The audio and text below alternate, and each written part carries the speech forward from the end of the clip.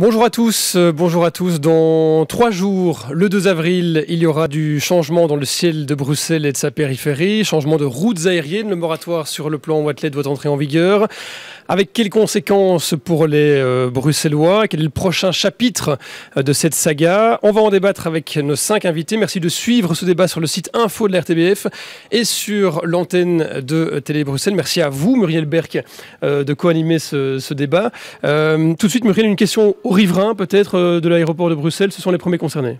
En effet, ce sont les premiers qui vont se demander s'ils vont mieux dormir ou en tout cas se réveiller moins tôt. Antoine Vuillelmy, vous êtes là pour Bruxelles Pas Question. Peggy Courtois pour l'Union belge contre les nuisances d'avion. C'est vous qui craignez plus le 2 avril et ce moratoire? Et vous savez, on a toujours dit, bien avant le moratoire, que pour nous, il y avait 2 options, tout simplement. Une première option qui consistait à répartir le plus équitablement possible les nuisances, donc peu de nuisances sur plus de personnes.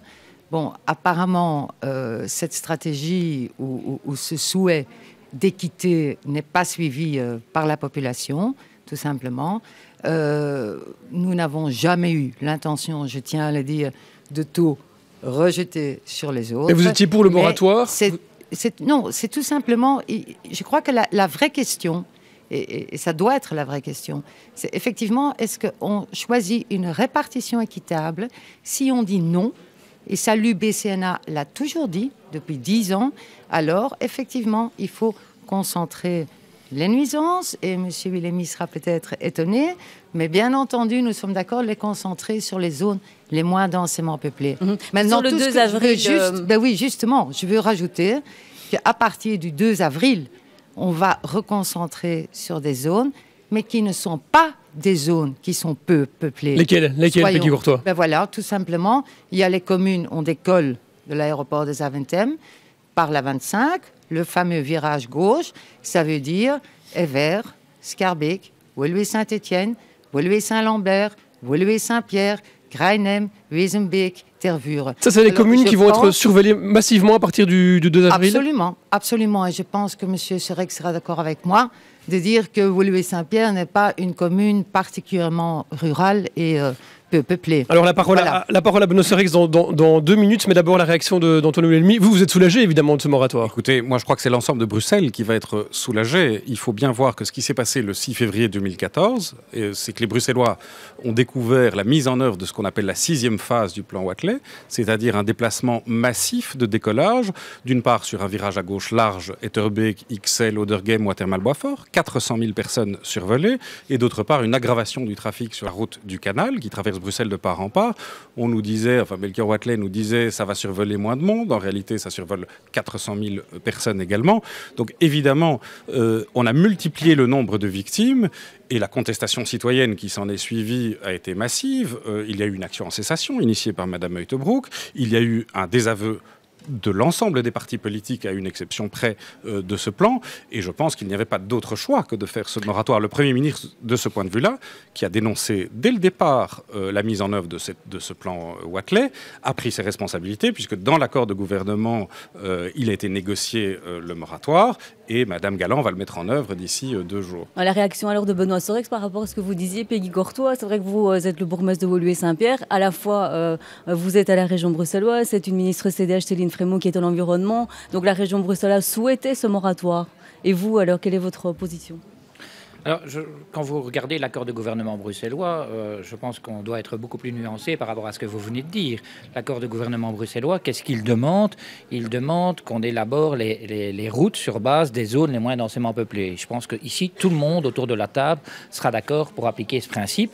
Et d'autre part, l'accord de gouvernement bruxellois demande aussi toute une série de solutions structurelles concernant le développement de l'aéroport. On y viendra, Benoît Serek, mais sur le 2 avril, est-ce que vous allez être soulagé, par exemple, dans votre commune? Avril, moi je suis satisfait qu'on applique cette décision de justice, puisque ce virage à gauche, il était préjudiciable pour toute une série de personnes, en ce compris dans ma commune, le quartier du Centre ou le quartier du Champ d'Oiseau.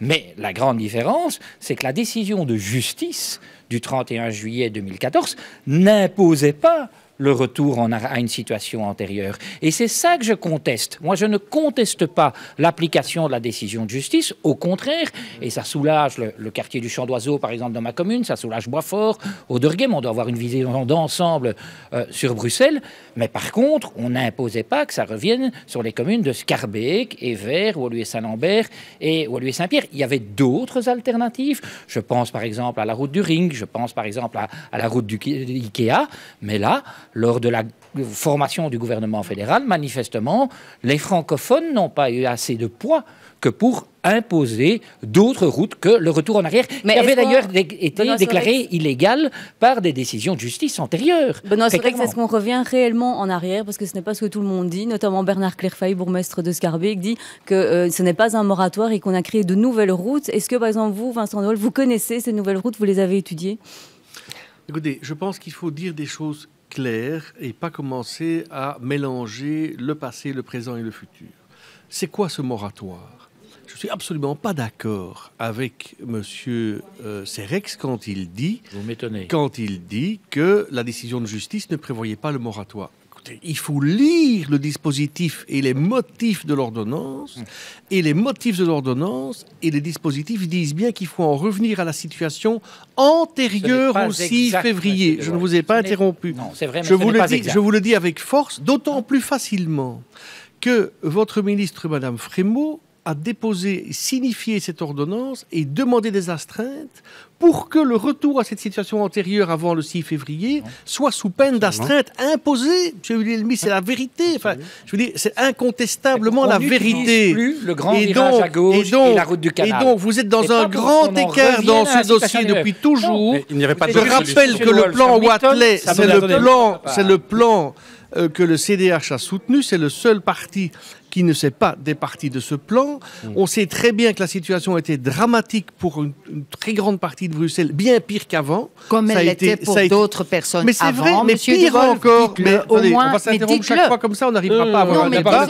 Donc, il est clair que la situation de l'accord de 2008 et de 2010 disait pas de vol sur les zones les plus densément peuplées et privilégier la sécurité. À partir du moment où on fait un large virage à gauche, qu'on passe sur Bruxelles-Ville, sur Etterbeek, sur Auderghem, sur Boisfort, plus la route du canal, c'était pire que mieux.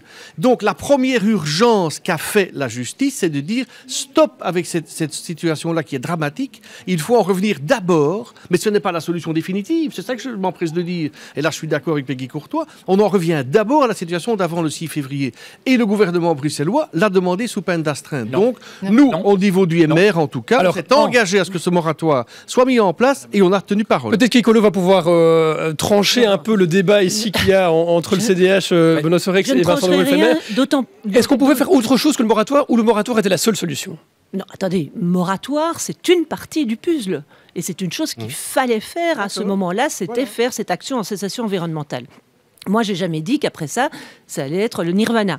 Je sais bien, pour suivre quand même cette question, Monsieur Serex le sait, on s'est rappelé, il y a 10 ans, le moment DHL, il y a eu des tas d'autres moments dans cette affaire aussi. On vit ça depuis 20 ans, donc on n'allait pas tout résoudre. Madame Courtois le sait aussi, avec ce moratoire. Il n'empêche que nous allons en tout cas soulager énormément de personnes ici sur Bruxelles qui n'étaient pas... Une partie beaucoup. Des Bruxellois. Bon, une partie, beaucoup plus grand nombre, attendez, il faut quand même le dire. Je dis, attendez, plus de excusez-moi. 600 000 personnes. Donc, nous allons, je dis, Madame Courtois, nous allons soulager beaucoup de personnes qui n'étaient pas du tout survolées auparavant. Le problème, c'est de repartir, et j'invite Madame Galland, qui n'est pas là aujourd'hui, et je le regrette, à partir, si elle veut réfléchir, si elle veut travailler, il paraît qu'elle travaille, je l'espère, en tout cas, si elle n'est pas là, qu'elle travaille au moins, c'est de partir sur des principes. On entend ici dispersion. Je pense que c'est une répartition. Pas la même chose. Mais moi, je suis contre une répartition. Je pense qu'il faut une concentration sur les zones les moins densément peuplées. Et à ce moment-là, ce n'est pas Bruxelles. Donc le moratoire va soulager une partie de la population. Mais, et on le sait, ne va pas soulager l'Austrane, ne va pas soulager une partie de Woluwe-Saint-Pierre, une partie de Scarbeek, ne va pas soulager le canal partiellement seulement. Donc nous le savons tous autour de cette table. Et donc il faut effectivement regarder vers l'avenir plutôt que d'essayer. Moi je veux bien, je vais accuser M. Wathelet, je vais accuser le CDH, je vais accuser Mme Galland. Mais je rappelle, parce que ce matin j'ai été revoir les accords qu'il y avait eu en 2008 et 2010 quand c'était M. Scoop. Qu'est-ce qu'il prévoyait? Il prévoyait très clairement de soumettre les modifications de route à une procédure d'évaluation de sécurité, de capacité et d'environnement. Ça n'a jamais été fait. Et donc, j'invite vraiment Madame Galland, aujourd'hui, et j'espère qu'elle a déjà... C'est M. Wathelet qui ne l'a jamais fait à l'époque. Ok, on le sait. Oui, mais tout le monde était au gouvernement quand même. Hein. Ça a été Monsieur Ancio, Monsieur Landert, Monsieur Scoop, Monsieur Wathelet. Nous avons Madame Galland aujourd'hui. Parlons d'aujourd'hui, parlons de ce qu'on peut faire aujourd'hui, plutôt que de pleurer ou de pleurnicher sur le passé. Et donc aujourd'hui, d'abord, il faut ce comité d'experts qui était prévu. Il faut que les régions soient autour de la table et d'avoir un accord de coopération. Il faut partir d'un principe de départ aussi. Et il faut dépassionnaliser et dépolitiser ce débat, pour autant que ce soit possible. Donc un comité d'experts doit être institué et donc il faut savoir de quoi on parle et il faut objectiver les choses. Et donc pas uniquement au niveau environnemental, mais aussi de la sécurité et de la capacité. Alors, nous avons une question Twitter parce que les auditeurs de Vivacité, les téléspectateurs de Télé Bruxelles pouvaient poser des questions et donc on en revient sur ces zones trop peuplées qui sont survolées. Qu'attendent nos dirigeants pour supprimer la route du canal, donc qui envoie les avions les plus bruyants sur les zones les plus peuplées du pays? Et il semble qu'avec ce moratoire, cette route du canal sont encore survolées. C'est ce qui est dénoncé. Benoît Sorex, est-ce que la région bruxelloise envisage de faire des recours déjà contre ce nouveau tracé? Ce qu'on peut dire, c'est que pour la route du canal, les choses vont un peu s'améliorer à partir du 2 avril, puisque un certain nombre de gros porteurs ne vont plus emprunter cette route. Mais il n'empêche, elle sera encore grandement utilisée. Et puis, on l'a dit, il y a toute une série de nuisances qui vont revenir maintenant sur un certain nombre de communes. Et donc, vous allez introduire des recours contre ce moratoire? Alors, qu'est-ce que je constate? C'est que ces nouvelles routes n'ont pas suivi les procédures telles qu'elles étaient imposées par la décision du tribunal de première instance du 31 juillet. C'est inexact. Il n'y a pas eu d'étude d'incidence, il n'y a pas eu de consultation de la population. C'est l'hôpital qui se fout de la charité. Et d'autre part, on va le voir. On ne peut pas laisser dire ça. Vous pourrez répondre, excusez-moi.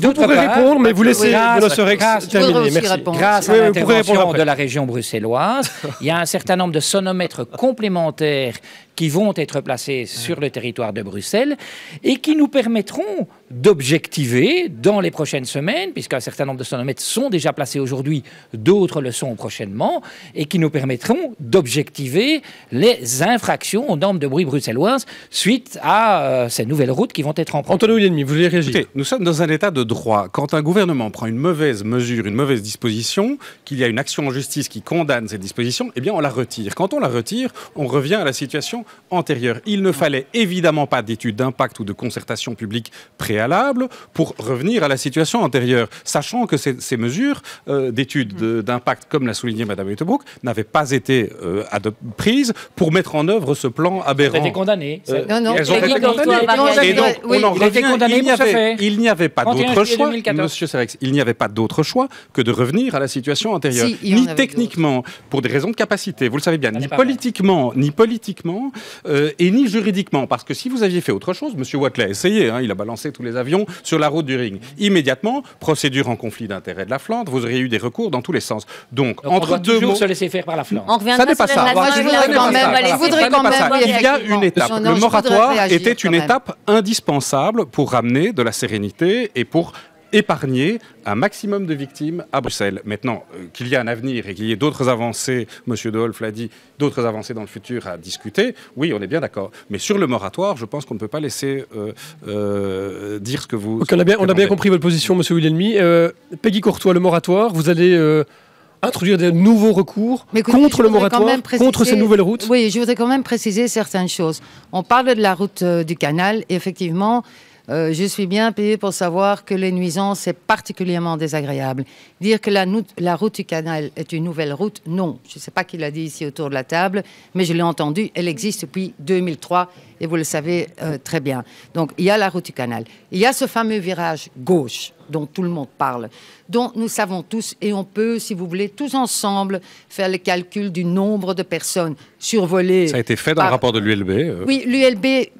Petite parenthèse, si vous me permettez, étude de l'ULB réalisée sur une semaine de temps, juste au moment où on était en atterrissage. Pour vous, on a exagéré le survol de Bruxelles pendant le plan Wathelet, on l'a exagéré? Écoutez, pour moi, tout survol est exagéré. Oui, soyons très, très clairs à ce niveau-là. Je l'ai dit au début du débat. C'est comme ça. Tout ce que je tiens à préciser... Mais quand on dit 400 000 Bruxellois survolés, pour vous, c'est une exagération? Ce n'est pas une exagération et ce n'est pas une exagération non plus quand je dis qu'avec le virage que nous aurons à partir du 2 avril, il y a, j'ai aussi fait mes calculs, comme tout le monde, il y a entre 250 000 et 300 000. 130 000. Ah oui, vous allez 130 000 dire ça personnes survolées depuis 43 ans. Depuis 43 ans, Madame Courtois. Vous savez très bien, Monsieur Willemie, que nous Madame ne sommes Courtois, j'ai ici absolument une carte de 1996, le virage à gauche existe depuis Prenez-moi une carte de 2000. Prenez-moi une carte de 2000, de 2001, de 2003, de 2004. Bali-Juldenberg, Madame, ce que le moratoire va restaurer. Depuis 43 ans, ce virage existe. Et d'ailleurs, Monsieur Willemie, je suis vraiment quelque part très déçue par votre réaction. Et vous savez pourquoi? Non. Moi, oui, ça c'est. Vous aussi, Monsieur De Waal. Moi, ça vous aussi, nous intéresse. D'ailleurs, le maire était quand même au gouvernement, 2008, 2010, etc. Parce que c'est un peu facile de tout mettre sur le dos de Monsieur Wathelet. Mais qui a décidé? Mais on l'a eu décidé? C'est Monsieur Wathelet. Et qui l'a pas tiré? Monsieur De Waal, Monsieur De Waal. Faire l'histoire, non. Mais moi, ce que on va pas refaire l'histoire. On va pas refaire l'histoire. On laisse terminer Peggy Courtois, s'il vous plaît. Messieurs, on laisse terminer Peggy Courtois. Je pense, Monsieur Willemie, peut-être que ça va vous étonner, mais je pense qu'on peut être d'accord, nous deux. Absolument. Je ne demande qu'à l'être, Madame Courtois. Ah ben, je l'espère bien, moi également. Vraiment, à la condition explicite que vous condamnez maintenant aussi, et avec la même, ferveur, énergie dont je vous félicite, et que M. De Waal va à côté de moi, j'espère qu'il sera d'accord avec moi aussi, que ce qui va se passer maintenant est tout à fait inacceptable. Parce que si vous deux, vous me dites que survoler 250 000 personnes, c'est pas grave, alors là, effectivement, on ne pourra jamais d'accord. Alors, Vincent Dolf, quid maintenant de ce moratoire? On regrette ici l'absence de Jacqueline Galland. Vous êtes du MR. Que fait Jacqueline Galland? Et on dit qu'elle travaille silencieusement. Allez. Madame Peggy Courtois fait un appel envers moi, envers le MR. Oui. On a dit clairement, le moratoire n'est pas la solution du dossier. On le redit, on l'a écrit. Le moratoire était l'urgence pour mettre fin à une aberration scandaleuse et totale. Oui, mais que le MR a soutenu, il a demandé à M. Wathelet. Ne nous interrompons pas, s'il vous plaît. Mais que tout le monde a dénoncé. Et donc, on a dit, il faut absolument instaurer ce moratoire. Alors, je l'ai dit, moi, dans la campagne, avant que l'ordonnance ne... L'urgence va durer combien de temps? Quand l'ordonnance est tombée, venir dire, comme ça a été dit de part adverse, qu'il fallait, avant de revenir à la situation du 6 février, faire des enquêtes, des concertations et des études d'incidence, c'est faux. C'est matériellement faux, puisque l'ordonnance laisse 3 mois sous astreinte pour le faire. Absolument. Et qu'en 3 mois, on ne sait évidemment pas le faire. Exit l'argument, terminé. Alors, que fait Mme Galland? Mme Galland, elle n'est pas ici pour un motif très clair. Parce qu'elle est en train de travailler d'arrache-pied à trouver des solutions structurelles. En silence. Je peux déjà vous dire, dans le reste, toute personne qui a demandé à être reçue a été reçue. Non, elle n'a reçu. Toute personne qui a demandé à être reçue a été reçue. Aucun des bourgmestres des communes concernées, M. De Waal. Nous avons été reçus. Ni M. Claire-Failly, ni M. Minguin. Monsieur De Waal va continuer. Vous pourrez donc vous dire qu'elle fait son travail dans le respect des uns et des autres, qu'elle vient de relancer un processus qui n'avait jamais été mis en œuvre par ses prédécesseurs, qui est le forum de concertation présidé par un médiateur. Une réunion est fixée le 21 avril prochain. Seront réunis. Il n'a jamais été réuni. Oh, mais depuis 3 ans. Depuis 3 ans, jamais réuni. Et donc, elle a veillé à ce que. Mais depuis 3 ans, jamais réuni. Depuis 3 ans, c'est pas la même chose. Jamais depuis 3 ans, il n'a été réuni. Et donc, 30 communes, les ASBL, l'IBGE. Donc, soyons très clairs, monsieur. Donc, elle est en train de faire sa concertation. Je suis très clair. Oui, mais elle fait sa concertation. Vous dites le moratoire, c'était pour l'urgence. L'urgence dure combien de temps? Elle Est-ce qu'on peut l'évaluer? Elle n'est pas ici pour vous donner le plan qu'elle va établir, parce que le plan n'est pas encore établi et qu'elle est respectueuse justement de la concertation, de l'écoute, de la rencontre des régions, de la rencontre de l'associatif et du forum de concertation qui se met en place. Alors, donner un délai aujourd'hui, ça honnêtement, je ne sais pas le faire parce que le processus est en cours. Benoît Sorex, vous avez demandé à être reçu par Jacqueline Galland et vous ne l'avez pas été? Mais bien entendu, comme l'ensemble des autres bourgmestres, je pense aux bourgmestres de Woluwe-Saint-Lambert, de Scarbeck, des Verts, de ces gens n'ont pas été reçus par Mme Galland. Ceux qui ont demandé à l'être l'ont été. Je ne sais pas si on n'était pas concerné par la problématique du survol. Et d'autre part, je constate que Mme Galland est là depuis 6 mois, que le gouvernement bruxellois a à plusieurs reprises demandé qu'on puisse mettre en place ces groupes de travail pour travailler sur des solutions structurelles. Et je pense qu'on peut être ici, de manière assez consensuelle, d'accord sur un certain nombre de solutions structurelles telles que l'élargissement, l'allongement de la nuit, telles que la limitation du... On y viendra. Hein. Donc, toute une série de pistes. Eh bien, il faut savoir que si la région bruxelloise a à un moment donné décidé d'activer les astreintes, c'est parce que ces groupes de travail n'avançaient pas. Aucun résultat. Et je pense que depuis lors, d'ailleurs, ils ne se réunissent même plus. Alors, on travaille dans son coin, peut-être, mais en concertation, certainement pas, Monsieur De Wolf. Même pas avec la région bruxelloise, qui pourtant doit être un acteur, puisque c'est elle qui est détentrice des normes de bruit. Ce vous dites n'est pas exact, je suis désolé. Si, ça correspond à la réalité. Ont eu lieu les réunions, ont eu lieu... Non. Les chefs de cabinet se sont rencontrés. Visiblement, Benoît Sorex n'a pas été reçu. Nous sommes contraires, en fait. Monsieur De Wolf, on n'a pas demandé, sinon il aurait été. Où en est-on? De toute façon, je vais peut-être étonner M. Serex, mais je crains fort que ce soit Céline Fresneau ou Mme Galland, qu'en réunissant les bourgmestres bruxellois, elle n'est pas véritablement un accord de ces bourgmestres. Je n'ai jamais connu, en tout cas, 19 bourgmestres qui étaient d'accord entre eux. C'est une bonne idée de ne pas travailler avec des Bruxellois comme le fait Jacqueline Galland. Non, attendez, c'est pas parce qu'on ne travaille pas avec des bourgmestres. À la conférence, on est souvent d'accord entre nous. Non, mais il faut probablement en entendre pour objectiver les choses, mais le problème, c'est que je n'ai jamais connu de position globale de tous les bourgmestres bruxellois, parce qu'ils ne savent pas en avoir. Excusez-moi, messieurs les bourgmestres. Vous voulez dire. Sur ce dossier, mais regardez, vous êtes ici tous les deux. Non. D'abord, M. Serex a 2 parties dans sa commune. Une qui va plus souffrir, l'autre partie, donc il est mal mis. Monsieur De Wolf est mal mis aussi. Comme M. Claire-Failly est très mal mis aussi. Et le problème, il ne faut pas élaborer de plan structurel pour l'aéroport avec les bourgmestres bruxellois, c'est ça que vous dites? Écoutez, les bourgmestres ont automatiquement une position qui est une position très, très NIMBY. Or, c'est automatiquement... Mais oui, mais c'est automatiquement... Mais oui, mais c'est un dossier. C'est un dossier où si vous ne prenez pas, le cas de lire, un peu de hauteur et de la distance, que vous objectivez véritablement bien les choses, et donc recevoir les bourgmestres, bien sûr, pour les entendre, mais je ne suis pas sûre qu'on peut, à partir de là, tirer de vraies conclusions qui vont apporter des solutions. Mais je tiens quand même juste, là aussi, à préciser une chose qui me choque un petit peu en général. On parle effectivement du survol de la région bruxelloise. Bon, maintenant, je tiens quand même à dire que le bruit des avions ne s'arrête pas à une frontière. Il n'y a pas la frontière de la région bruxelloise. L'avion passe, pauvre, plus de bruit. Ce n'est pas comme ça que ça se passe. Et je tiens quand même à préciser qu'en général, cet aéroport, et là je pense que nous sommes tous d'accord, est très mal situé et est situé dans une zone qui est vraiment densément peuplée. Je crois que c'est important de le dire. Et puis, je veux quand même mettre sur la table un deuxième point qui me semble important dans ce cas-ci, pour la région bruxelloise particulièrement, c'est justement ce jugement du 9 juin 2005, la cessation environnementale, qui est là. C'est vrai, monsieur Bellamy. Mais il est caduque, madame, ce jugement. Non, mais je suis sûre que vous êtes d'accord avec... Attendez, en deux mots, rappelez-nous ce jugement, Peggy. En deux mots. Simplement, il constatait également les infractions aux normes de bruit bruxelloises, qui étaient causées par, entre guillemets, l'ancien virage gauche en 2005. Nous demandons bien entendu que Mme Frémaux, étant donné que là il s'agit de la région bruxelloise, donc que Mme Frémaux resignifie ce jugement. Et je me répète, je suis sûre que... Ça veut dire qu'on revient d'un jugement, on revient sur un autre jugement et on peut réactiver des astreintes, c'est ça que vous nous dites? Vous savez, il faut... Mais juridiquement, ça ne tient pas la route, Madame Courtois. Non, ça ne tient pas la route. J'en ai parlé avec Madame Frémaux récemment, qui a consulté... Attendez, est-ce que je peux juste... Consulter Maître Turquel. Oui, juste terminer. 10 secondes, Madame. 10 secondes. Si M. Wilhelmy, effectivement, me dit ici non, avec ça, je ne suis pas d'accord, alors je ne comprends pas, parce qu'alors, pour M. Wilhelmy, 2 catégories de Bruxellois.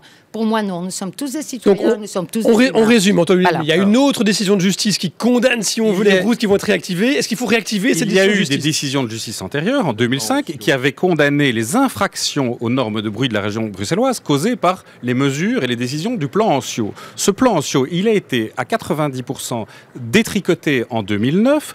Du reste, les avions ont des performances acoustiques qui sont meilleures depuis 10 ans. Les astreintes qui étaient prévues dans ce jugement n'ont jamais été signifiées, n'ont jamais été perçues. Non. Et Madame Frémaux reconnaît elle-même, elle a pris un avis juridique que ces astreintes ne sont plus dues. Et donc, moi, si vous voulez me faire dire... c'est pas ce qu'elle m'a dit. Si vous voulez me faire dire... là... c'est ce qu'elle m'a dit. Il y a peut-être deux langages. Essayons quand même avancer le débat. N'attends pas intérêt plutôt à faire avancer les choses plutôt qu'à revenir chaque fois à des décisions de justice antérieures. Il faut respecter les normes de bruit bruxelloises. Bien sûr, il faut respecter les normes de bruit bruxelloises. C'est du droit. Je ne crois pas que ce jugement de 2005 apporte encore une pierre au débat. Moi, je pense que oui, il est important. Madame Berck, vous avez raison, parce que tant qu'on continue à parler uniquement des routes, on ne va jamais trouver de solution. Absolument. Et donc, il faut réfléchir, si pas à très court terme, en tout cas à moyen terme. Et donc, réfléchir beaucoup plus largement. Réfléchir comment, est-ce qu'on touche effectivement aux pistes? Est-ce qu'on déplace certaines pistes? Évidemment, vous allez tomber aussi sur l'opérateur, qui est un opérateur privé, qui ne va pas être d'accord. Est-ce qu'on décharge l'aéroport pour peut-être envoyer sur d'autres aéroports? Vous savez, c'est pas nouveau, hein. Certains l'ont mis dans une étude qui vient d'être faite, qui est très bien faite d'ailleurs, qui est très intelligente. Mais je me souviens encore, dans la crise de DHL, c'était même M. Verhofstadt qui parlait encore de Chièvre. On a parlé de... Avant. Mais oui. Donc, je veux dire, si à un moment donné, on reste braqué uniquement sur le discours des routes, on ne va pas en sortir. Est-ce que ce sont des questions qui seront sur la table du... Tout d'abord, 10 secondes pour une réponse, et puis je vous réponds tout de suite là-dessus sur le présent. Quand il a été dit les bourgmestres sont NIMBY, etc., non. Si, puisque j'étais mis en cause, je réponds. Si j'étais NIMBY dans ce dossier, mais je dirais, le moratoire résout la question, on ne se vole plus les thermiques, bonne journée à tous, on va dormir. Mais non, on a dit depuis le début, le moratoire, c'est indispensable, c'est l'urgence, mais ce n'est pas la solution définitive. Ça, c'est le point 1. 2, je m'excuse, mais j'ai des responsabilités au niveau régional, au niveau du MR et aussi au niveau fédéral. Et donc, ça veut dire qu'on a aussi, évidemment, la volonté, comme vous disiez, de protéger tous les Bruxellois et même au-delà. Et même un habitant est un habitant. Voilà. Et donc, je reprends, et là, ça répond à votre question, que dit l'accord de gouvernement? Pas le gouvernement de 2008 ou de 2010, je parle du gouvernement actuel. On dit bien que on va lutter contre les nuisances sonores dans les zones à forte densité de population. Ça concerne toutes les zones de densité de population. D'autres pistes seront examinées avec les opérateurs. Les investissements dans l'infrastructure aéroportuaire. Et ça veut dire quoi? Ça veut dire quoi? Ah oui, ça veut dire ça, quoi? Oui, mais justement, ça veut dire éventuellement... Ça veut dire quoi? Allonger une piste, ça veut dire peut-être des ILS. Ce n'est pas décidé. Voilà, vous l'avez sorti. Ce n'est pas décidé, madame. Les ILS... Laissez-moi parler. Soyez un peu correct. Je ne vous ai pas interrompu. Oui, mais vous savez très bien que les ILS, ça c'est catastrophique. Attendez, parce que tout le monde ne sait pas. Je ne prends pas... Non. Ce sont des dispositifs qui facilitent l'atterrissage, par exemple. Ce sont des éléments qui ne sont pas aujourd'hui où je peux prendre un engagement. L'accord de gouvernement dit on va étudier des investissements dans l'infrastructure aéroportuaire. On va étudier des modifications dans les activités nocturnes. L'usage préférentiel des normes de vent font partie de ces accords. Et il y aura une loi avec une procédure de vol. Vous ne lisez pas tout. Il est mis en concertation avec les opérateurs. Mais bien sûr, avec les opérateurs. Mais bien entendu. Oui, mais vous savez très bien qu'ils vont tout refuser. Et donc, ça c'était la phrase qui tue. Ça veut dire, mais pas du tout. Mais pas du tout en concertation avec les opérateurs. Et c'est ce qui va se faire maintenant avec le forum qui est aussi également en route. Et l'idée, c'est qu'il faut évidemment, ça sera pas. Vous savez, ce dossier n'a pas été résolu pendant des dizaines d'années. Madame Durand a essayé, Monsieur Ancio a essayé, Monsieur Wathelet a échoué. Enfin, laissons à Madame Galland le temps de faire les choses correctement, honnêtement, comme elle le fait. Et donc, oui, mais je ne suis pas d'accord avec vous. Je ne suis pas d'accord avec vous sur les conséquences. Si on n'y arrive pas avant 2016, ça n'empêche pas qu'après on aura l'accord de l'Europe. Pas du tout. Prenez l'exemple du budget. Il nous faut aujourd'hui l'accord de l'Europe sur le budget. Eh bien, on l'a. Ça n'empêche pas d'avoir de nouvelles routes éventuelles avec l'accord de l'Europe dans le futur. Non, mais j'espère qu'il y aura quand même une solution avant 2016. Excusez-moi, parce que là, le délai devient très long. Mais dites... Monsieur Sorex, vous parlez de 2016. Vous parlez de 2016, précisez.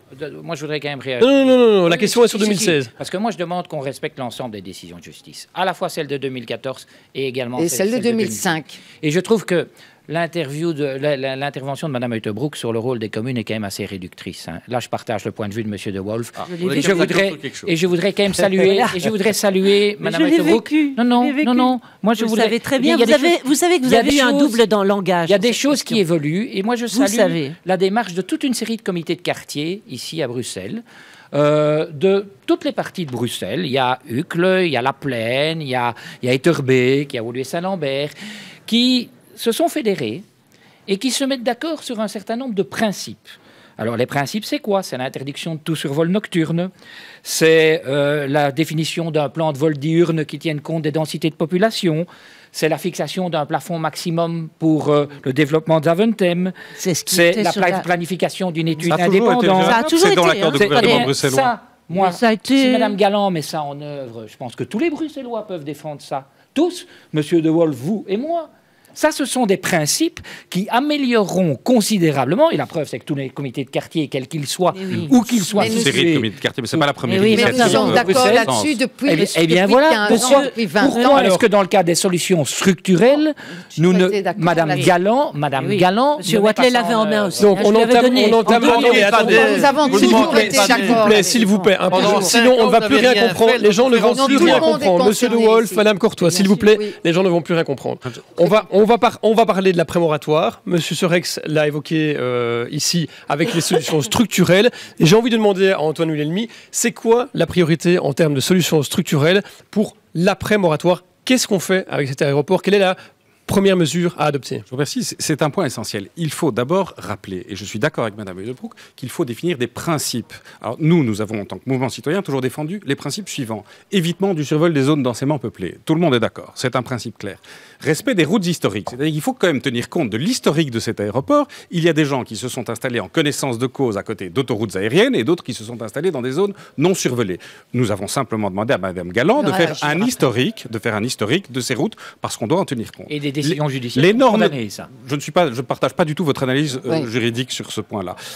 Ensuite, il faut respecter les normes de bruit bruxelloises. Elles existent. C'est une protection des zones les plus densément peuplées de la capitale et elles font partie de notre arsenal juridique. Si l'on combine tout ça, on voit qu'on a assez peu de marge de manœuvre sur les routes, en réalité. Il faut supprimer la route du canal parce qu'elle traverse Bruxelles de part en part. Il faut éventuellement choisir des routes vers des zones moins densément peuplées, si, et à la condition exclusive qu'elles survolent substantiellement moins de monde et qu'on indemnise et qu'on exproprie les personnes qui vont être nouvellement survolées. Ensuite, il y a un vrai volet de mesures qui doit plutôt s'orienter vers une politique de réduction des nuisances. La réduction des nuisances, ça veut dire quoi? Ça veut dire qu'on doit travailler sur le mal à la racine. On doit évidemment supprimer les vols de nuit à cet aéroport qui est très mal situé. On doit tenter d'étendre la nuit de 22h à 7h du matin. Et ça, à tout le moins au-dessus de Bruxelles. Après, à la Flandre, si elle veut maintenir ces vols de nuit dans cet aéroport mal situé, à la Flandre de créer des nouvelles routes vers des zones extrêmement peu densément peuplées, ou d'étendre ces pistes, de reculer ces pistes et de créer des nouvelles routes, ou alors, comme l'a dit Mme Uttebroek, de déplacer les vols vers d'autres aéroports régionaux. La solution, elle est là, elle n'est pas si compliquée. De faire un fonds d'isolation, absolument, d'indemnisation qui est prévu, et on l'avait dans l'accord de coopération avec M. Lendl. Les gens se demandent pourquoi est-ce qu'on a indemnisé à Liège, à Charleroi et pas à Bruxelles. Bien sûr, mais qui doit être payé à la fois par les compagnies et par l'exploitant, pas par le public. En 2003, il y avait le fonds FANVA au niveau fédéral qui effectivement avait été créé justement pour indemniser. Il n'a jamais été alimenté en réalité. Voilà, en ce qui me concerne, indemniser pour moi ça veut dire exproprier parce que personne ne veut vivre dans une boîte à sardines, soyons bien clairs. Mais ce fonds n'a jamais été alimenté. Et le but était... Il faut le réalimenter, le réactiver? Absolument. Oui. Absolument. Je pense que là, nous sommes tous d'accord. Et il était prévu qu'il soit en fait alimenté par des taxes qui étaient à charge des compagnies. C'est plus facile d'exproprier que de rallonger des pistes, de déplacer un aéroport. Mais écoutez, on ne va jamais arriver, si je peux répondre, on ne va jamais arriver, bien entendu, à ne survoler personne sans expropriation. Soyons clairs. Je crois que c'est la logique même quand on regarde tout autour de cet aéroport. Monsieur Vuillelmy parlait de survol par des couloirs ou des routes historiques. Nous ne sommes pas d'accord sur ce point-là. Voilà, pour moi, ce qui est On ne bouge pas des autoroutes, on ne bouge pas des voies de chemin de fer du jour au lendemain, Madame Courtois. Ah non, ça je suis d'accord. Mais ici, vous voyez, un avion, ça prend pas ça prend des couloirs, il y a des tracés historiques, il y a une nécessité d'une étude historique. Non, absolument. Mais je pense, honnêtement, tout le monde parle ici, tout le temps, de densément peuplé, les zones les moins densément peuplées, etc. Soyons clairs, s'il vous plaît, soyons clairs, que ce n'est ni l'ancien virage gauche, ni le nouveau virage gauche. Donc, tous ces deux virages sont vraiment densément peuplés. Et je rajoute juste très brièvement une chose. Nuance, 250 000 ou 350 000. Oui, vous l'avez déjà dit. On a déjà fait le débat avec M. Wilhelmy. Non, maintenant, il y a quand même aussi, parce qu'on parle effectivement des problèmes que de décollage, puisque le moratoire concernait la 6e phase et c'était le décollage. Il y a quand même aussi le problème des atterrissages que tout le monde semble totalement oublier ici. Des atterrissages, notamment par la piste 01, qui est utilisée d'une façon tout à fait abusive. Il y a là aussi une décision de justice claire et nette du 17 mars 2005. Ah non, M. Wilhelmy, pas clair. Cour d'appel de Bruxelles, confirmée en cassation, qui n'est pas du tout, respectée. Alors, on a évoqué les routes qui allaient... On évoque les routes moins densément peuplées, donc qui vont vers la Flandre, vers le Ring. Donc, on a l'impression, pour l'instant, côté flamand, on laisse les Bruxellois se disputer entre eux. Un petit peu. Mais il faudra que Jacqueline Galland, à un moment ou l'autre, négocie avec le gouvernement fédéral. N'est-elle pas pied et poing lié avec la NVA comme partenaire? Écoutez, l'accord de gouvernement est clair. Je lis toute la phrase. Mais il a souvent été clair et le problème vient après. Non, ça j'ai pas lu. Ah, pardon. En concertation, je réponds à la question de Mme Berck, en concertation avec les régions, hein, d'accord, flamandes, wallonnes et bruxelloises, le gouvernement veillera en outre à la création d'une autorité indépendante de contrôle des nuisances sonores. Ça, c'est important. C'est dans l'accord. Oui.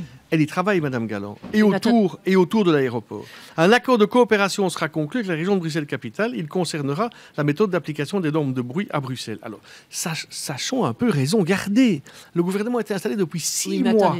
Elle a pris le temps de voir les gens, de concerter. Elle organise le forum. Oui. Elle a dû régler le problème de l'application de l'ordonnance. Nous ne sommes pas d'accord sur sa portée. Moi, je vous dis que c'est nous qui avons raison. Il fallait instaurer le moratoire. Sur l'avenir, monsieur. Votre ministre, sur le passé, n'a pas donné des instructions à Belgocontrol. On a perdu 3 mois. Sur l'avenir, c'est faux. S'il vous plaît, on est sur l'avenir. Sur l'avenir, ce qui va se passer d'ici 2016. Voilà, quelles sont les solutions structurelles, Monsieur De Wolf, vous aurez beaucoup plus de difficultés à modifier quoi que ce soit dans l'exploitation de l'aéroport. Que va-t-on faire d'ici 2016? Monsieur De Wolf. Moi, je vois que votre parti, qui était aux affaires dans cette matière, n'a rien fait pendant 5 ans. C'est le passé. L'avenir, monsieur De Wolf. L'avenir, soyons raisonnables. Il y a 6 mois qui est passé. Sur ce temps-là, l'essentiel qui devait être fait a été fait et l'avenir a été préparé. Ne me demandez pas, excusez-moi, ne me demandez pas ce qui va se décider au niveau du gouvernement. Je vous donne les lignes directrices qui sont dans l'accord. Donc pour l'instant, à part les lignes directrices, on n'a pas avancé sur les sujets. C'est pas vrai. Non, mais je vous pose la question, monsieur De Wolf. D'abord, il a fallu écouter les uns et les autres et voir comment faire par rapport à l'application de cette ordonnance dans le respect des règles. Il a fallu se défendre par rapport à une procédure d'astreinte et il a fallu mettre en œuvre l'accord du gouvernement. Et je vous dis, réunion le 21 avril. Monsieur De Wolf. Attendez. Réaction d'Evelyne de Heutebroek. Réaction d'Evelyne de Heutebroek. Non, je tends la main à monsieur De Wolf. Je peux peut-être vous aider. Vous êtes dans mes bras, si vous Non. Quand je dis que je peux vous aider, c'est tout simplement qu'effectivement, il y a une chose que je ne comprends pas. On dit on fait l'historique. Moi, j'ai un accord, quasi un accord de 2007 avec monsieur Landeut sur un accord de coopération entre les régions et l'État fédéral sur tout ce dont vous venez de parler. Le problème, c'est que j'ai l'impression que cet accord n'a pas été exécuté. Elle n'a pas été exécutée, effectivement. J'ai toujours le texte. Et il donc, a été signé en dernier, il n'a pas été signé parce qu'en dernier, il n'y a pas d'accord de coopération. S'il n'est pas signé, il n'y a pas d'accord. Ce que je vous dis, c'est qu'il y a quelque chose où nous étions d'accord à 95%. Et donc, elle pourrait... Mais je n'ai pas entendu, Madame Galland. J'ai l'impression vraiment que soit elle n'a pas l'historique des choses, soit il y a un problème pour qu'on les lui fournisse. Mais en tout cas, il y a des documents qui pourraient faire en sorte qu'elle avance beaucoup plus rapidement qu'aujourd'hui. Mais Monsieur De Wolf, est-ce que une question quand même assez intéressante. Oui, si. Est-ce que Madame Galland travaille sur des adaptations du développement économique de l'aéroport? On en parle beaucoup aussi dans ce dossier. Est-ce qu'une partie de l'aéroport, de l'activité peut être délocalisée ailleurs? Est-ce qu'on peut ralentir ou freiner ce développement économique pour que les riverains aient moins de nuisances? Madame Galland travaille dans le strict respect de l'accord de gouvernement que je vous ai lu, en concertation avec les opérateurs, investissement infrastructure aéroportuaire, activités nocturnes, réduire les nuisances sonores, éviter les zones densément peuplées, et je ne vais pas reprendre l'autorité indépendante, mais les régions. Par exemple, on a une nouvelle arrivée complètement aberrant, de DHL, complètement aberrant que ce dossier qui pourrit la vie depuis 20 ans, qui n'a été pas réglé ni par Madame Durand ni par d'autres dans le passé, ni par Monsieur Wathelet, ça c'est le moins qu'on puisse dire, qu'on fasse maintenant un procès à Madame Galland. Et alors, le présent et le futur, c'est quoi? Qu'est-ce qui va se passer maintenant? Maintenant, on ne sait pas encore vous le dire, on est en train de le faire. Laissez le temps de faire les choses. Et par rapport à 2016, je vous le dis avec force, on a fait des études. Il n'est absolument pas vrai, et si on peut aboutir avant, on aboutira.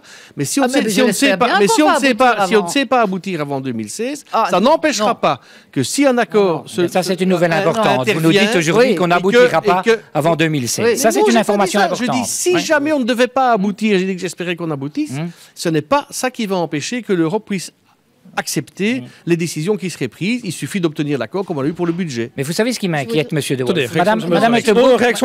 Madame Uttebroek et moi-même, on a commencé notre carrière au gouvernement bruxellois avec le fameux dossier DHL. Et nous nous sommes opposés avec énormément de fermeté à l'époque, et on a obtenu gain de cause contre le gouvernement fédéral pour éviter que DHL crée son hub européen ici. Et qu'est-ce qu'on voit? D'une part, que Mme Galland, dans le traitement de ce dossier, n'avance manifestement pas sur toute une série de propositions structurelles. Par contre, elle accepte un nouveau développement de DHL sur Bruxelles. Alors, qu'est-ce que ça va donner? Ça va donner de nouveau des perturbations dans les nuits des Bruxellois complémentaires par rapport à ce qui existe déjà. Et ça... Vous comprenez que ça suscite un certain nombre d'interrogations. Il faut refuser le développement d'une société qui va créer de l'emploi en Belgique? Mais bien évidemment, je l'ai toujours dit, et même lorsque j'étais ministre à l'époque, parce qu'à un moment donné, on doit faire... Non, mais Monsieur De Wolf, on doit faire l'équilibre entre le développement économique d'un côté, mais la qualité de vie, la santé et la protection de l'environnement. Soyons très clairs, donc ça veut dire que quand DHL veut investir plusieurs dizaines de millions d'euros à Zaventem, il faut leur dire non? Il faut leur dire non. Il faut leur dire non, et il faut leur dire qu'il faut... Il y a des travailleurs qui sont survolés, qui ont un problème aussi de qualité. Il faut leur dire qu'il faut travailler pour le fret avec des aéroports régionaux. Liège s'est spécialisé dans le fret. Charleroi s'est spécialisé dans le low cost. On a là, comme dans d'autres pays, des aéroports avec lesquels on peut collaborer, mais ça, manifestement, on n'en veut pas du côté du gouvernement fédéral. On considère que le développement économique de l'aéroport est une priorité par rapport à la qualité. C'est un préjugé que vous avez qui n'est pas du tout acquis. On peut avoir Vincent De Wolf sur ce genre de questions-là. On délocalise vers la Wallonie. Monsieur Serrex lance des préjugés, des inquiétudes, etc. Il donne des leçons. Attendez. C'est pas des choses qu'on décide comme ça en claquant des doigts. Je veux dire, quand on se bat pour des investisseurs, et donc, eh bien, laissons peut-être une étude socio-économique et environnementale se dérouler à ce sujet. Mais on a quand même bien vu la présence de DHL à Bruxelles. Prenons peut-être le temps de voir les conséquences sur l'emploi, sur les riverains, sur l'environnement. Je vous dis encore une fois, le gouvernement est installé depuis 6 mois. Ils viennent d'avoir un accord budgétaire. D'habitude, ça mettait 15 jours avant de faire un conclave. En 2 jours, ça a été fait. Donc, laissez ces gens travailler et juger le maçon lorsqu'il aura construit son... Antoine Lelmy, attendez, est-ce qu'on privilégie le développement économique de l'aéroport au détriment des riverains, qu'ils soient bruxellois ou cet aéroport est mal situé. Il est évident qu'il faut freiner sa croissance. Et il est évident que DHL ne doit pas se redévelopper à Bruxelles. C'est une évidence. Je veux dire, on va causer des nuisances. Alors, on nous fait croire que DHL ne va exploiter l'aéroport, le supplément de vol que 2 jours. C'est évidemment faux. Il y aura plus de vols de nuit. Et moi, je crois qu'il faut... l'accord de gouvernement prévoit une évaluation des activités nocturnes. Alors, sous ce terme un peu vague, je crois qu'il faut agir très vite pour des avancées sur les horaires d'exploitation de l'aéroport. Le développement de vols de nuit à Bruxelles, ça ne marche pas dans les conditions actuelles. L'accord dit la modification des activités nocturnes visant à la réduction des nuisances. Donc ça veut dire allonger la nuit comme c'est réclamé depuis longtemps. C'est une priorité. C'est une priorité et je suis d'accord avec M. Serex sur un point. Le règlement européen 2014 qui va entrer en vigueur en juin 2016 va fortement, il ne va pas les empêcher complètement, mais il va fortement empêcher et diminuer les possibilités de restriction d'exploitation dans cet aéroport, notamment en ce qui concerne les horaires d'exploitation. C'est-à-dire, vous voudrez supprimer des vols de nuit, ce sera plus compliqué. Vous voulez supprimer les vols entre 6h et 7h du matin, et c'est économiquement tout à fait Donc c'est une décision qu'il faudrait, selon vous, prendre avant 2016. Bien entendu.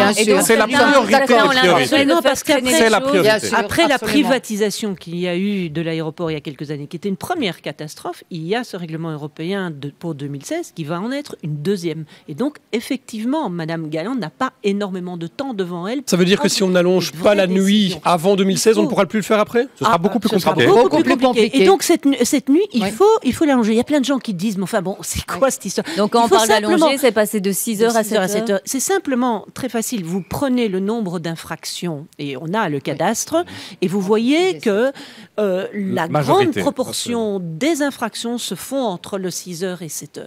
Et donc, la nuit. Et la nuit. Et donc, oui, la nuit, bien sûr. Et donc, vous réduisez, pas encore totalement, mais vous réduisez déjà énormément si vous jouez effectivement sur ce 6h. Alors, soyons très clairs, entre 6h et 7h, c'est beaucoup des vols low cost et qui font l'aller-retour dans la journée. Est-ce qu'on a les moyens de faire plier les compagnies aériennes et de leur dire non, vous ne pouvez pas décoller avant 6 heures. C'est une décision Pourquoi on l'a jamais fait? Pourquoi l'a-t-on jamais fait? On a les moyens. Que certains aéroports... Non, les moyens, mais bien entendu que le politique a les moyens de le faire, c'est très clair. Et je pense que ce serait une première étape positive, parce que quand moi je vois le nombre de plaintes que je reçois de la part des riverains, où qu'ils soient d'ailleurs, dans quelques quartiers qu'ils soient, souvent ils se plaignent de ce qui se passe entre 6h et 7h du matin. C'est vrai qu'être réveillé à cette heure-là, qu'est-ce qui empêche cette décision politique, Benoît Serex? C'est le choix que certains font de privilégier le développement économique. Quand vous dites certains, vous parlez de qui? C'est-à-dire aujourd'hui, maintenant, le gouvernement fédéral, on pourrait... Non, M. Watley, in fine, avait proposé que ça puisse se faire. Je pense que tout le monde aujourd'hui au gouvernement fédéral n'a pas envie d'aller dans ce sens-là. Soyons pas hypocrites. Un instant. Juste une phrase, Madame Altebroek, si vous permettez. Sur la nuit européenne. Sur la nuit européenne, effectivement, je crois que tout le monde est d'accord là-dessus. Parce que de nuit, quand vous ne dormez pas une nuit, que ce soit à cause des décollages ou que ce soit à cause du dressage, où il y en a alors 20 à 25 par nuit, sur l'est de Bruxelles, à 250 mètres d'altitude, c'est une réalité. Vous ne dormez pas, vous ne travaillez pas non plus le lendemain, parce que vous êtes vraiment mort, crevé. Donc il est évident, et je ne comprends pas qu'il y ait un jeu politique qui puisse avoir lieu entre différents partis. C'est votre faute, non, c'est ta faute, non, c'est la faute à celui-là, c'est là. Non, il doit y avoir un consensus. Un aéroport situé où il est là maintenant, il n'y a pas la place pour les vols de nuit. Monsieur De Wolf, moi je suis objectif. On est d'accord. Je suis objectif par rapport à ça. Le gouvernement, dans sa nouvelle configuration, est installé depuis 6 mois. Je le répète, ça c'est incontestable. Si. Je constate que si c'était si facile à faire, si c'était, Madame Altebroek, je ne vous ai pas interrompu, s'il vous plaît. Vous êtes en radio ici. Non, mais attendez, il faut quand même. Allez, si c'était si facile dans les années antérieures de modifier ça, que ne l'avez-vous fait? Excusez-moi, vous ou vous, Madame Durand, était aux affaires. Vous étiez au gouvernement fédéral avec nous. Je dis simplement que dans l'accord de gouvernement, on est dans le périmètre de ce qui est possible de faire à cet égard. C'est clairement inscrit, je le relis, la modification des activités nocturnes visant à réduire les nuisances sonores. Laissez le gouvernement... Il y a tout et rien dans cette phrase. Il y a tout et rien, je suis désolé. En tout cas, il faut agir vite. Le texte le permet. Ça, c'est dans 14 mois. Vous pouvez quand même concevoir que si cet élément-là devait un jour intervenir, ou devait être négocié, ou devait être sur la table... Ça ne se fait quand même pas sans concertation avec le secteur, quand même. Ça ne se fait quand même pas sans avoir examiné les conséquences que ça implique. C'est qui le secteur aussi? De nouveau, c'est l'opérateur aussi. Et donc, Et l'opérateur, je vous le dis... Ce qui n'a pas su être fait en 15 ans ne savait pas l'être en 6 mois. Ça n'empêche pas que dans les 6 mois à venir, on ne puisse pas avancer vite. C'est qui bloque pour la nuit européenne, clairement? Pour la nuit européenne, à mon avis, ce sont des raisons qui sont à la fois économiques et budgétaires de la part du côté de l'opérateur et des compagnies. Enfin, on va être clair. Et politiquement, ce sont les partenaires flamands qui bloquent? Il est possible qu'à un moment, ils bloquent, ça c'est certain aussi. Mais je n'en suis pas encore sûr. Vous savez, on n'a pas eu d'exemple non plus de ministres francophones qui ont véritablement résolu les choses. Moi, je crois qu'il faut regarder aussi des exemples de grandes villes européennes qui ont adopté ça. Absolument. Et il y en a. Francfort a supprimé les vols de nuit de 11h du soir à 5h du matin. Il y en a. Et nous avions leur recommandé chiffre économique n'est pas non plus tombé par terre. C'est-à-dire que si on voit, parce qu'on parle de notre aquarium ici, mais si on voit ce qui se passe à l'étranger et qu'on fait une étude sur ce qui se passe dans l'ensemble des aéroports, je pense que nous aurons des arguments pour discuter avec l'ensemble des acteurs, économiques ou politiques, y compris au nord du pays, pour leur montrer qu'effectivement, un aéroport aussi mal situé ne conserve pas de vol de nuit. Oui, mais j'espère qu'on avance en ce sens, et c'est vrai qu'il y a eu cette étude, elle a été commandée par la région bruxelloise, par Céline Frémaux, si je ne m'abuse. Mais le gouvernement fédéral vient d'adopter le lancement d'une étude dont on vous apprendrait les contours dans les heures qui viennent. Alors, il reste 3 minutes. Quelle étude, monsieur De Wolf? Parce que ça nous intéresse quand même particulièrement. Le gouvernement fédéral communiquer. Elle viendra quand cette étude, monsieur De Wolf? Dans les heures qui viennent. Je laisserai le gouvernement communiquer. Mais vous en avez trop dit ou pas assez, là, monsieur De Wolf? Pas du tout, je vous dis que le gouvernement va annoncer... On a envie de savoir. Vous saurez, écoutez. Le gouvernement fédéral a établi des guidances budgétaires assez extraordinaires dans la nuit en 2 jours. Et là-dedans, vous verrez qu'il y a des choses qui concernent aussi une étude dans le périmètre de ce qu'on vient de discuter. Alors, il nous reste 2 minutes de débat. Peggy Courtois, on n'a pas beaucoup parlé de la sécurité autour de l'aéroport. Absolument. Est-ce que tous ces changements de route, finalement, c'est pas un peu risqué pour la sécurité des riverains? Est-ce que ça vous inquiète? La sécurité a toujours été quelque chose qui nous a inquiété. Le contraire serait mentir, je crois. On dit pourtant que l'aéroport de Zaventem est un des plus sûrs au monde. C'est ce que beaucoup de pilotes disent, en tout cas.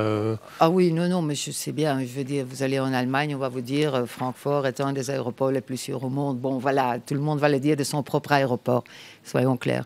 Maintenant, en ce qui concerne la sécurité, je voudrais juste effectivement pointer encore une fois un élément dont nous avons peu parlé ici pendant ce débat, et c'est effectivement la question des atterrissages. Je crois que sur les décollages, l'UBCNA a été clair, moins densément peuplé pour nous, c'est OK, aucun problème, mais ce n'est pas le nouveau virage que nous allons avoir à partir du 2 avril. En ce qui concerne les atterrissages, nous voulons effectivement qu'il y ait une adaptation des normes de vent, qui est d'ailleurs notée dans l'accord gouvernemental, mais qui n'a pas encore été exécuté. Pourtant, M. Ancio l'avait fait en 3 jours en 2004. Vous le dites, 3 jours. C'est la même époque. Hein? C'est plus la même époque. Non, apparemment, malheureusement, pour nous, c'est effectivement plus la même époque. Voilà, ça avait été fait, c'est toujours pas fait. L'adaptation des normes de vent, qu'est-ce que ça veut dire? Qu'on atterrit le plus longtemps possible sur les pistes 25, et là je parle donc du côté de Steno-Korzel, etc. Et pourquoi? Parce qu'en dessous, ce sont des couloirs non constructibles. Donc il est logique, et je crois que tout le monde autour de la table est d'accord de dire qu'il vaut mieux atterrir au-dessus des champs qu'atterrir au-dessus des gens. Je pense que c'est la logique même. C'est vrai. À partir du moment... la route du Ring. Attendez, à partir fortement. Oui, mais ça n'a rien à voir avec les atterrissages. Non. D'accord. Voilà. Okay. Je voulais juste quand même toucher... vous terminez... voilà, je termine. Pour la sécurité, justement. À partir du moment où, pour des raisons de sécurité, oui, on ne peut plus utiliser ces pistes-là, donc sur les couloirs non constructibles, à ce moment-là, on passe maintenant automatiquement par la piste 01, qui est une piste qui doit être utilisée par fort vent de nord. Par fort vent d'est, à la demande des pilotes. Il n'y aura, madame, je vous dis tout de suite, un ILS en 07, ce sera un casus là, on devient technique de nouveau. C'est-à-dire qu'en gros, ce que madame Courtois essaye de nous expliquer, c'est qu'elle veut déplacer les atterrissages sur Jet, Berkem, Ganson, là, que ça, 250 000 réplique de madame Courtois. Oui, réplique de madame Courtois. Donc voilà, si effectivement les normes de vent reviennent aux normes que nous avons connues pendant 30 ans, c'est-à-dire nœuds hors rafale, d'accord, alors on réduit l'utilisation, que ce soit de la 01 ou de la 07, on la réduit de nouveau à une utilisation à peu près de 5% du temps. À ce moment-là, quand on fait une répartition, parce que c'est une question de sécurité... C'est faux, c'est inexact.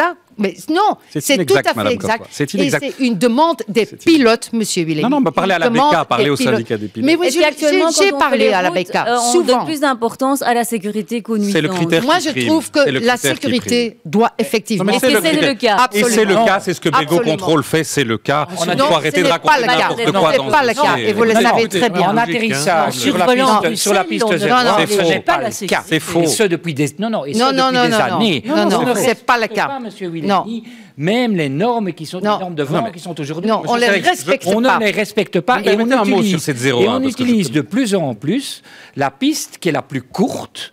On survole les zones les plus densément peuplées, alors que comme Madame Courtois le dit très justement, c'est plus facile d'atterrir via Stenokerzeel sur des champs de patates qu'au-dessus d'immeubles.